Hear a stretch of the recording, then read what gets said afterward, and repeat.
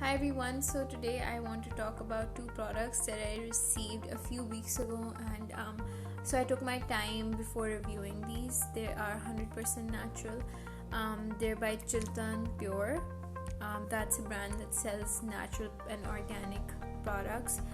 So they sent me a variety of products, but up till now I've only used two of these products enough. One is their cocktail hair oil, which is made of blends of like 50 oils, and I honestly have used a lot of hair oils in my life, and very few work for me, which is a miracle. So when I started using this, I gave it a go, and I think after 4 or 5 times I realized that I felt that my hair is healthier, and like it's softer whenever I wash it. It's just better, it's healthier, I can feel it. So I would suggest you to definitely try this because it has been working for me, and that's a miracle for me.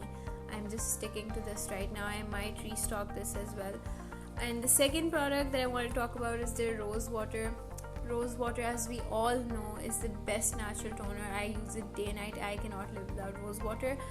I can actually differentiate between a pure and artificial rose water because of the fragrance, because my mom makes it at home. So I know, because of the fragrance and the way it takes out all the dirt from my skin, I know this is pure and natural.